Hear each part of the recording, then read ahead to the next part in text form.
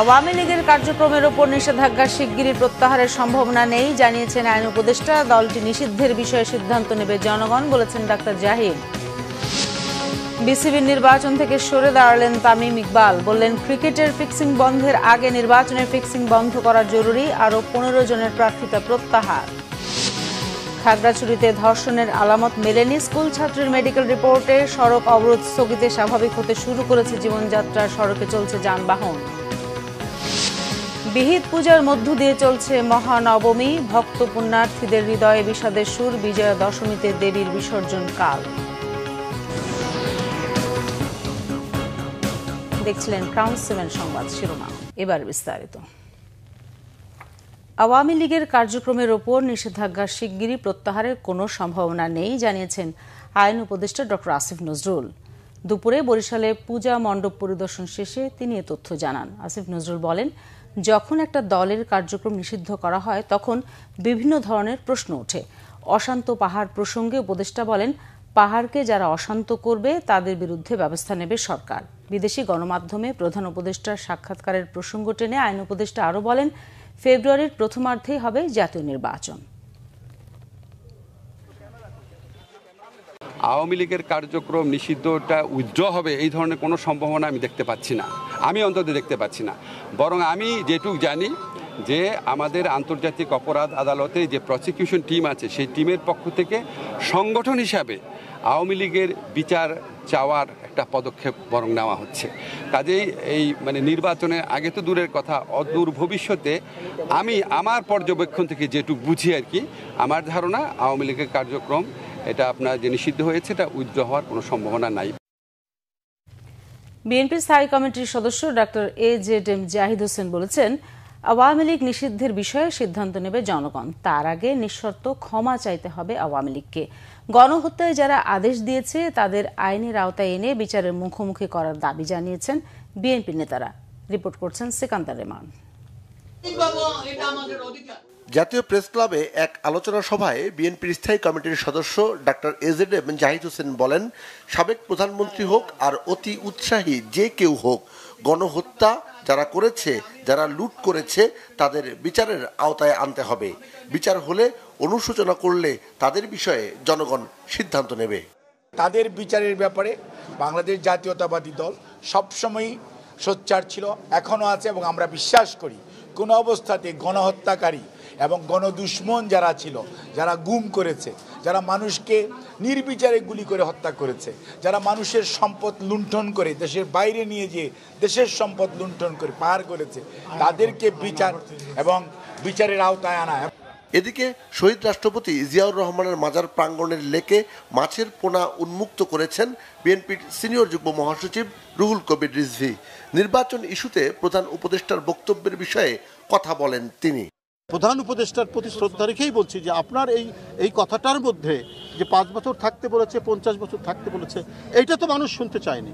মানুষ শুনতে চায় যেটা আপনি গণতন্ত্রকে শক্তিশালী করার জন্য আপনি কি করছেন, এবং গণতন্ত্রের অত্যন্ত নির্ভরযোগ্য স্তম্ভ হচ্ছে নির্বাচন, অবাধ সুষ্ঠু নির্বাচন। এইটা নিয়ে বিভিন্ন অনিশ্চয়তা তৈরি হবে আপনার কথায়, এটা তো মানুষ প্রত্যাশা করে না। বিএনপি ও গণতন্ত্রের জন্য আন্দোলনকারী শক্তির যে ঐক্য হয়েছিল সেই ঐক্য বজায় রেখে আগামী দিনে স্বনির্ভর বাংলাদেশ গড়ার কথাও জানান বিএনপি নেতারা। Sikandar রেমান, Bangla vision, Dhaka. Attorney general Mohammad Asaduzzaman বলেছেন, আগামী ফেব্রুয়ারিতে জাতীয় নির্বাচন হবে, যত বাধা আসুক না কেন তা প্রতিহত করে ভোট দেবে জনগণ। ঝিনাইদহ ডায়াবেটিক সমিতি আয়োজিত মতবিনিময় সভায় প্রধান অতিথির বক্তব্যে তিনি কথা বলেন। আসাদুজ্জামান বলেন, সাংবিধানিকভাবে সরকার পরিবর্তনের সকল পথ যখন রুদ্ধ হয়েছিল তখন জুলাই বিপ্লবের শহীদরা তাদের জীবন দিয়ে শেখ হাসিনাকে দেশ ছেড়ে পালিয়ে যেতে বাধ্য করেছে। ছাত্র জনতার এই বিজয় দেশের গণতান্ত্রিক উত্তরণের পথ উন্মুক্ত করেছে। তাই আগামীতে নির্বাচন কিভাবে হবে তা জনগণই নির্ধারণ করবে বলে জানান অ্যাটর্নি জেনারেল।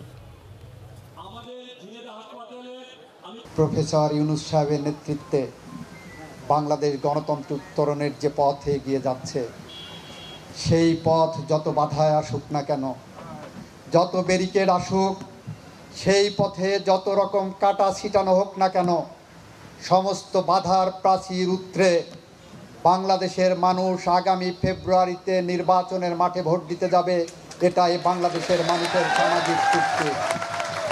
বিসিবি নির্বাচন পরিচালক পদে মনোনয়ন প্রত্যাহারের শেষ দিনে বড় চমক দিলেন তামিম ইকবাল। সরে দাঁড়ালেন নির্বাচন থেকে। তার সাথে আরো 15 প্রার্থী প্রত্যাহার করে নিয়েছেন নিজের নাম। 34 জনের চূড়ান্ত তালিকা প্রকাশ করেছে বিসিবি নির্বাচন কমিশন। মনোনয়নপত্র প্রত্যাহারের পর বাংলাদেশ ক্রিকেটের ফিক্সিং বন্ধ করার আগে নির্বাচনের ফিক্সিং বন্ধ করার কথা বলেছেন তামিম। মালিক মাহমুদের রিপোর্ট। বাংলাদেশ ক্রিকেট বোর্ডের নির্বাচনে নাটকীয়তা। 25 পরিচালকের ভোটার লড়াইয়ে আমিনুল ইসলাম, তামিম ইকবাল সহ ছিলেন আরও হেভিওয়েট প্রার্থী। উত্তাপের রং ছড়িয়েছিল বিসিবি প্রাঙ্গণে। তবে সময়ের সাথে প্রতিদ্বন্দ্বীর বদলে সমঝোতার দিকে যেতে থাকে নির্বাচনের গতিপথ। অবশেষে তা রূপ নেয় নাটকীয়তায়। মঙ্গলবার বিতর্কিত 15 ক্লাবের কাউন্সিলরশিপে হাইকোর্টের স্থগিতাদেশের পরই গুঞ্জন ওঠে প্রার্থিতা প্রত্যাহার করতে পারেন তামিম। অবশেষে সত্যি হলো তাই। নির্বাচন ফিক্সিংয়ের অভিযোগে সরে দাঁড়ান বাংলাদেশ দলের সাবেক অধিনায়ক তামিম ইকবাল খান। বুধবার সকালেই নাম প্রত্যাহার করে নেন তিনি।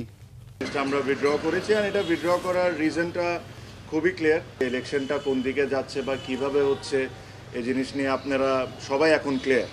যখন যেমন মনে হচ্ছে, যখন যা মনে হচ্ছে তখন তা করা হচ্ছে। এটা হলো আমাদের একটা ওয়ে অফ প্রোটেস্ট, যে এখান থেকে এসে যে এই নোংরামির পার্ট আমরা থাকতে পারবো না। আগে ইলেকশনের ফিক্সিং বন্ধ করেন, পরে ক্রিকেটের ফিক্সিং বন্ধ করার চিন্তাটা করি।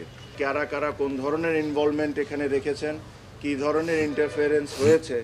তামিমের পর বিএনপির 3 নেতা মির্জা আব্বাসের ছেলে মির্জা ইয়াসির আব্বাস, আমির খুসরো মাহমুদের ছেলে ইসরাফিল খসরু ও সালাউদ্দিন আহমেদের ছেলে সাইদ ইব্রাহিম, আর তাদের সাথে রফিকুল ইসলাম বাবু, বোরহানুল পাপ্পু, মাসুদুজ্জামান আসিফ রব্বানী, সাব্বির আহমেদ রুবেল, মীর হেলাল ও সিরাজউদ্দিন মোহাম্মদ আলমগীররা নির্বাচন বয়কট করেন।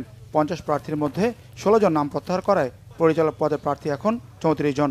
এতে সাবেক ক্রিকেটার ও গায়ক আসিফ আকবর, সাবেক নির্বাচক আব্দুর রাজ্জাক সহ কয়েকজনের বিনা প্রতিদ্বন্দ্বিতায় নির্বাচিত হওয়া নিশ্চিত হয়েছে।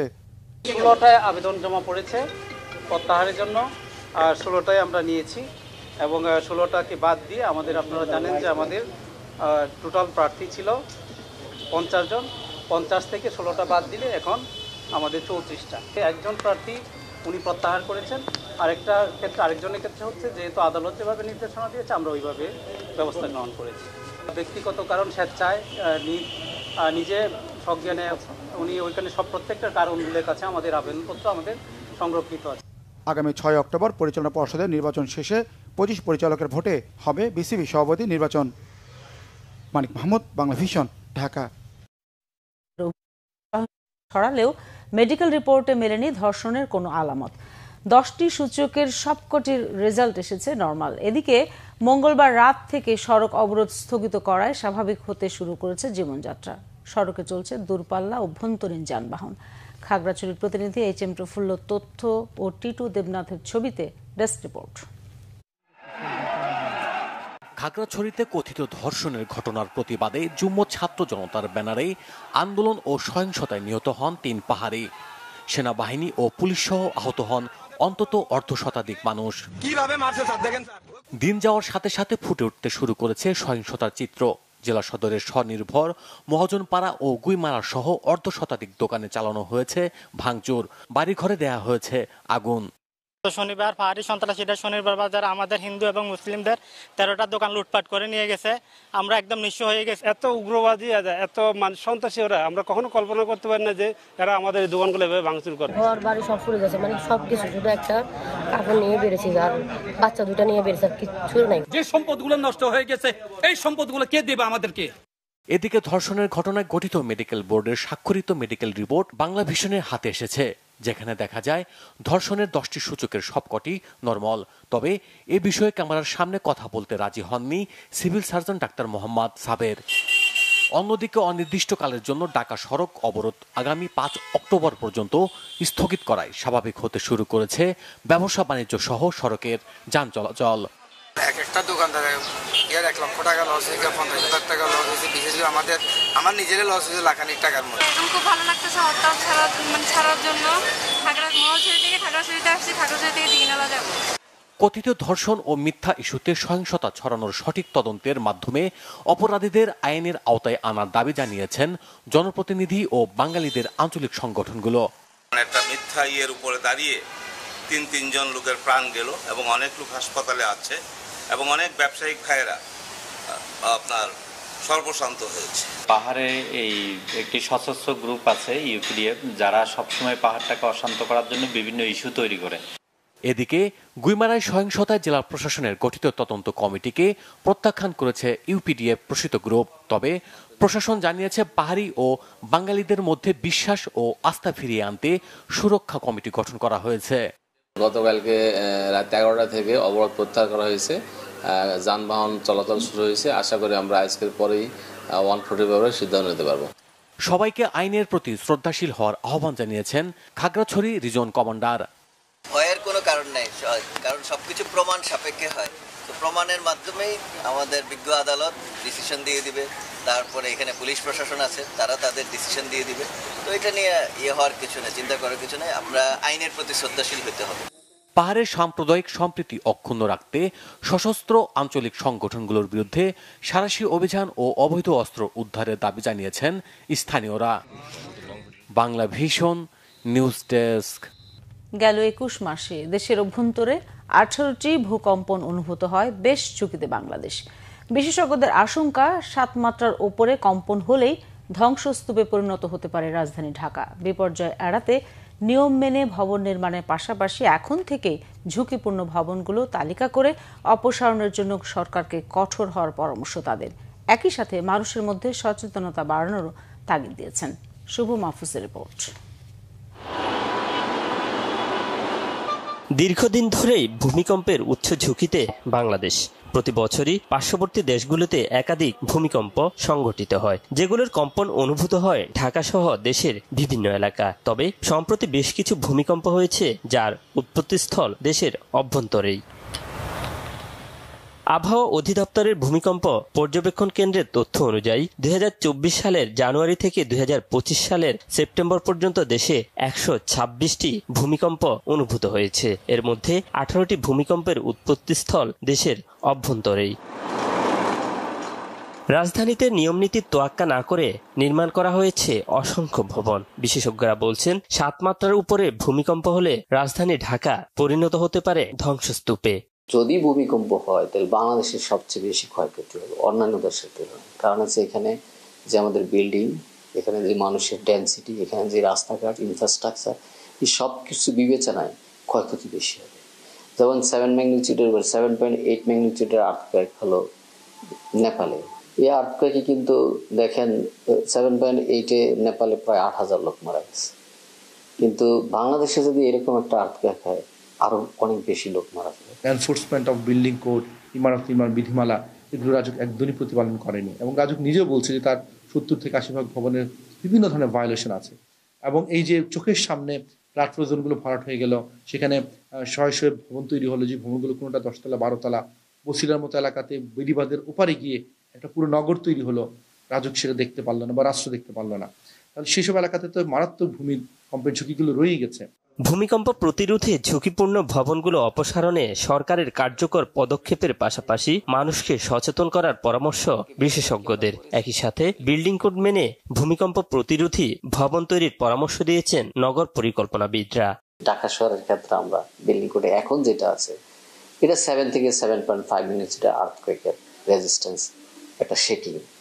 এই লেভেলের ভূমিকম্প হলে এই শেকিংটা হবে। কারণ আগের বিল্ডিংগুলো যেগুলা ইম্পর্টেন্ট বিল্ডিং, এগুলো যদি আমি ওইভাবে রেট্রোফিট বলা হয়, স্ট্রেংথেন করি, অথবা যেগুলো একের পুরাতন বিল্ডিং গুলো ভেঙে ফেলে আবার নতুন করে যদি এইভাবে ডিজাইন করে বিল্ডিং করি, তাহলে ক্ষয়ক্ষতি কমে যাবে। এটা একটা। আর একটু মানুষকে সচেতন করতে হবে। স্ট্রাকচারালি সেফ ভবন নির্মাণ করা, কারণ হাউজিংগুলো থেকে শর্টেজ আছে, তাহলে এই ব্যালেন্সে যেতে হবে। আর এখন থেকে যে কোনো নতুন ভবন তৈরি করার ক্ষেত্রে বিল্ডিং কোডগুলো দরকার। আবার যদি ভূমিকম্প হয় তাহলে মানুষকে উদ্ধার করার জন্য তো ওপেন স্পেস লাগবে। তো ঢাকা শহর ওপেন স্পেস তো নষ্ট হয়ে গেছে, দখল করে ফেলা হয়েছে। তাহলে ওপেন স্পেসগুলোকে রিস্টোর করা এবং ক্ষেত্র বিশেষে প্রয়োজন হলে আমাদের এলাকা ভিত্তিক ইভাকুয়েশন স্পট হিসেবে আমাদের কিছু কিছু খেলার মাঠ, পার্ক তৈরি করা দরকার, যেটা ভূমিকম্পের সময় আমাদের আশ্রয়স্থল হিসেবে কাজ করবে। ডোবা বা জলাশয় ভরাট করে বহুতল ভবন নির্মাণ না করার পরামর্শ বিশেষজ্ঞদের। শুভ মাহফুজ, বাংলা ভিশন, ঢাকা। সনাতন ধর্মাবলম্বীদের সবচেয়ে বড় ধর্মীয় উৎসব শারদীয় দুর্গাপূজায় আজ মহানবমী। মণ্ডপে মণ্ডপে চলছে প্রার্থনার সঙ্গে বিদায়ের সুর। কাল দশমীতে দেবী দুর্গাকে বিসর্জন দেবেন ভক্তরা। মর্ত ছেড়ে কৈলাসে স্বামী গৃহে ফিরে যাবেন দুর্গতি নাশিনী দুর্গা। হিন্দু শাস্ত্র মতে এবার দেবী এসেছেন গজে, যাবেন দোলায় চড়ে। মোহাম্মদ ফারুক হোসেনের ক্যামেরায় আসমা আক্তার নূপুরের রিপোর্ট।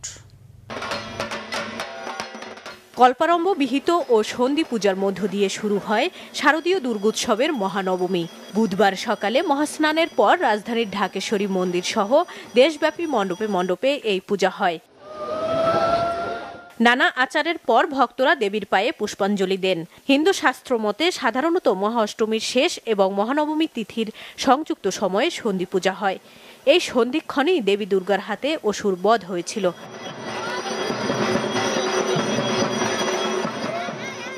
শাস্ত্র মতে মহানবমীতেই দেবীর বন্দনায় সমাপ্তি, তাই ভক্তরা প্রার্থনা করতে থাকেন দেবীর উদ্দেশ্যে। যজ্ঞের মাধ্যমে দেবী দুর্গার কাছে আহুতি দেয়া হয়। 108টি পদ্ম, আম কাঠ, ঘি দিয়ে করা হয় এই যজ্ঞ। আজকে আমরা সমস্ত দেবতার পূজা করেছি, একেবারে সব থেকে স্বর্গের যত দেবতা আছেন মা সহ সকলকে নিয়ে পূজা করেছেন। তাই আমাদের আজকে 16 কলায় পূর্ণ পূজা, আমাদের আজকে 16 কলায় পূর্ণ শান্তি, আমাদের সমস্ত আপদ বিপদ থেকে মুক্তি, আমাদের মর্তবাসীর জন্য সকলের জন্য একটা পূর্ণ মুক্তি। মহানবমীতে রাজধানীর ঢাকেশ্বরী জাতীয় মন্দিরে শত শত ভক্ত পুণ্যার্থীর ভিড়। জগতের শান্তি কামনায় প্রার্থনা করেন তারা। মা তুমি সবাইকে সবার ভিতরে আনন্দ দিয়ে যাও, সবাই যেন সারা বছর আনন্দে থাকতে পারে। আমাদের দেশে যাতে শান্তি ফিরে আসে, সবাই যাতে ভালো থাকে, শান্তিতে থাকে, এটাই মা দুর্গার কাছে চাওয়া। প্রার্থনা করি যে মানুষ যেন সবাই ভালো থাকে আর আমি যেমন ভালো থাকি, যেমন পড়াশোনা ভালো করি। আজকে নবমীর দিনে আমাদের মধ্যে একটা বিদায়ের সুর পাচ্ছে। মা চলে যাবেন আগামীকাল, মাকে বিসর্জন দিব, কিন্তু প্রতি বছর মা তো আমাদের মধ্যেই আসেন। আমরা যেন সবাই একে অপরের সুখ দুঃখ ভাগ করে যেন আমরা বসবাস করতে পারি, এটাই আমার মা দুর্গার কাছে প্রার্থনা। দেশে সব জায়গায় শান্তি বিরাজ করুক, এটাই প্রার্থনা করছি। সকাল 10:30টায় ঢাকেশ্বরী মন্দির পরিদর্শন করেন বিজিবির পরিচালক মেজর জেনারেল মোহাম্মদ আশরাফুজ্জামান সিদ্দিকী। জানান, এবছর পূজা শুরুর পর থেকে এখন পর্যন্ত পূজাকে কেন্দ্র করে কোনো বিশৃঙ্খলা ঘটেনি। আমাদের অন্তর্বর্তীকালীন সরকারের পক্ষ থেকে, স্বরাষ্ট্র মন্ত্রণালয়ের পক্ষ থেকে যে নির্দেশনা ছিল সেই অনুযায়ী আইন শৃঙ্খলা বাহিনী সমূহ কাজ করেছে এবং তার সুন্দর ফলও পেয়েছে। নির্বিঘ্নে সবাই বিভিন্ন স্থানে পূজা উৎসব পালন করতে পেরেছে। বৃহস্পতিবার বিজয়া দশমীতে বিসর্জনের মধ্য দিয়ে দেবী দুর্গাকে বিদায় জানাবেন সনাতন ধর্মের অনুসারীরা। তাই মহানবমীতেই আনন্দের পাশাপাশি বিষাদের ছায়াও থাকে ভক্ত পুণ্যার্থীদের মাঝে। আর মাত্র একদিন পরেই দেবী দুর্গা ফিরে যাবেন মর্ত থেকে কৈলাসে। তাই মহানবমীতে চলছে দেবী দুর্গার কাছে প্রার্থনা। দেশ ও জগতের কল্যাণে দেবী ভক্তরা প্রার্থনা করছেন। আসমা আক্তার নূপুর, বাংলাভিশন, ঢাকা। আগামী 72 ঘন্টা ঢাকা সহ সারা দেশে ভারী বর্ষণের সম্ভাবনা আছে বলে জানিয়েছে আবহাওয়া অধিদপ্তর। মঙ্গলবার রাত থেকে বিরামহীন বৃষ্টি ঝরেছে রাজধানীতে, থেমে থেমে বজ্রপাত হয়েছে। অবিরাম বৃষ্টিতে রাজধানীর বেশ কয়েকটি গুরুত্বপূর্ণ সড়কে সৃষ্টি হয়েছে জলাবদ্ধতা। এতে দুর্ভোগে পড়েন যাত্রী ও পথচারীরা। রাজধানী ঘুরে দেখা গেছে টানা বৃষ্টিতে ধানমন্ডি এয়ারপোর্ট, বিজয় সরণি, কালশী ও কাজীপাড়ার বিভিন্ন সড়কে পানি জমে গেছে। এর কারণে সরকারি ছুটির দিনেও সড়কে যানবাহনের জটলা দেখা গেছে। এদিকে আবহাওয়া অধিদপ্তর জানিয়েছে, বঙ্গোপসাগরের সুস্পষ্ট লঘুচাপের কারণে সমুদ্র বন্দরগুলোতে 3 নম্বর স্থানীয় সমুদ্র সংকেত দেখিয়ে যেতে বলা হয়েছে। এ সময় চট্টগ্রাম অঞ্চলে ভূমিধসের আশঙ্কা রয়েছে বলে সতর্ক করেছে আবহাওয়া অফিস। আগামী সপ্তাহ থেকে তাপমাত্রা স্বাভাবিক হতে পারে বলেও জানিয়েছেন আবহাওয়াবিদরা। এবারে দেশের বিভিন্ন জায়গার আরো কিছু খবর নিয়ে রয়েছে একটি ডেস্ক রিপোর্ট। বিএনপি ক্ষমতায় এলে খোলামোড়া কামরাঙ্গীরচর ব্রিজ নির্মাণ করা হবে বলে আশ্বাস দিয়েছেন বিএনপি চেয়ারপারসনের রাজনৈতিক উপদেষ্টা আলহাজ আমানুল্লাহ আমান। কেরানীগঞ্জ মডেল থানার কোনাখোলা, খোলামোড়া ও ব্রাহ্মণকিতা এলাকায় বিভিন্ন পূজা মণ্ডপ পরিদর্শনকালে তিনি কথা বলেন। বিশেষ অতিথি ছিলেন ঢাকা জেলা বিএনপির সাংগঠনিক সম্পাদক ব্যারিস্টার ইরফান ইবনে আমান অমি। একটি মহল ৭১কে ভুলুণ্ঠিত করার চেষ্টা করছে। তারা মুক্তিযুদ্ধ সম্পর্কে নানা অপপ্রচার চালাচ্ছে। এদের সম্পর্কে সাবধান থাকতে হবে। জামায়াতকে উদ্দেশ্য করে এমন মন্তব্য করেছেন বিএনপি চেয়ারপারসনের উপদেষ্টা বীর মুক্তিযোদ্ধা আলহাজ অধ্যাপক মোহাম্মদ শাহজাহান মিয়া। শারদীয় দুর্গোৎসব উপলক্ষে শিবগঞ্জ উপজেলার শাহবাজপুর ইউনিয়নের বিভিন্ন পূজা মণ্ডপ পরিদর্শনের সময় তিনি কথা বলেন। এ সময় তিনি উপজেলার বিভিন্ন মন্দিরে শারদীয় দুর্গোৎসবের সার্বিক বিষয়ে খোঁজ খবর নিয়ে সনাতন ধর্মাবলম্বী পূজারীদের সাথে শুভেচ্ছা বিনিময় করেন এবং ব্যক্তিগত উদ্যোগে প্রতিটি মন্দিরে আর্থিক অনুদান দেন। উপজেলা বিএনপির আহ্বায়ক আলহাজ মোহাম্মদ আশরাফুল হক, সদস্য সচিব মোহাম্মদ তৌসিকুল আলম সহ বিএনপি ও সহযোগী সংগঠনের নেতারা এ সময় তার সাথে ছিলেন। শারদীয় দুর্গাপূজা উপলক্ষে বিএনপির ভারপ্রাপ্ত চেয়ারম্যান তারেক রহমানের নির্দেশে নোয়াখালী ৫ আসন কোম্পানীগঞ্জ কবিরহাট উপজেলার ২০টির বেশি পূজা মণ্ডপ পরিদর্শন ও আর্থিক অনুদান দিয়েছেন বিএনপির কেন্দ্রীয় নির্বাহী কমিটির সহপল্লী উন্নয়ন বিষয়ক সম্পাদক বজলুল করিম চৌধুরী আবেদ। এ সময় তিনি বলেন, নির্বাচন নিয়ে কোনো শঙ্কা নেই।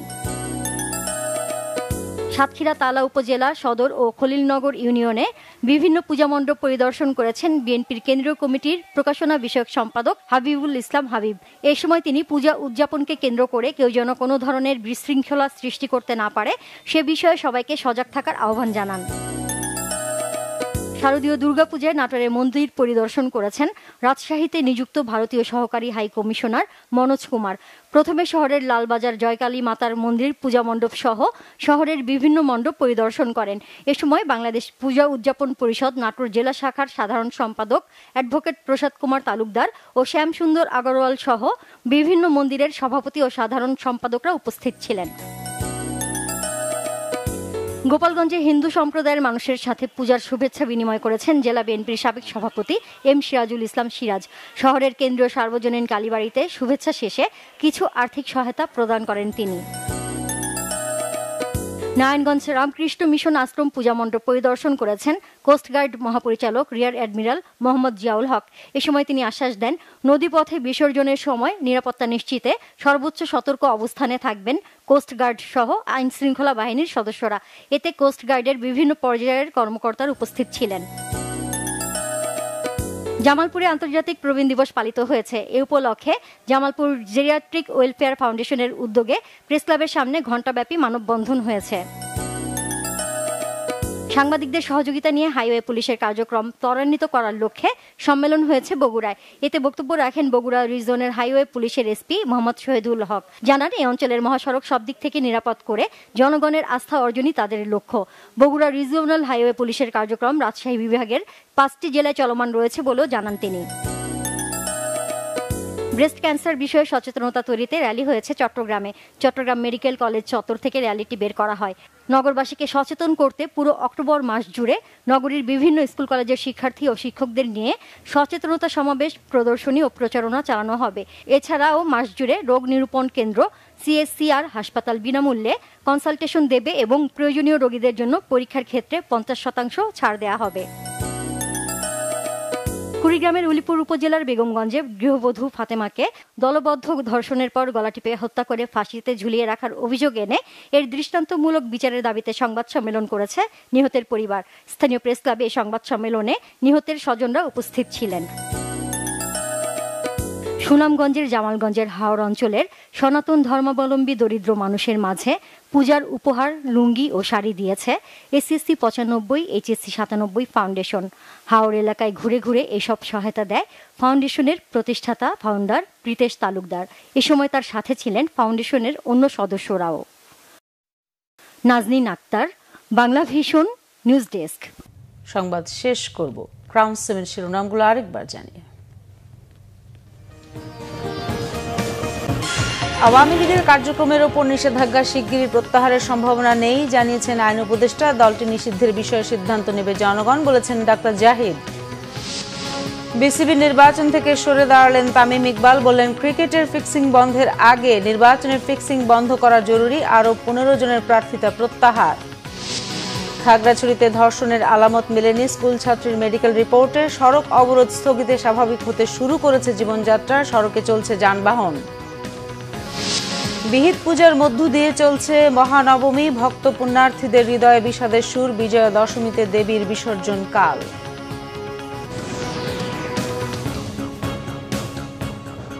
দর্শক, এই ছিল এখনকার মতো। পরের সংবাদ সন্ধ্যা 7:30টায় দেখার আমন্ত্রণ রইল। এছাড়া বাংলা ভিশন সংবাদ ও সংবাদ সংশ্লিষ্ট অনুষ্ঠান দেখতে ভিজিট করুন www.bvnews24.com ও facebook.com/banglavisionnews এবং সাবস্ক্রাইব করুন youtube.com/banglavisionnews। ধন্যবাদ সবাইকে এতক্ষণ সাথে থাকার জন্য।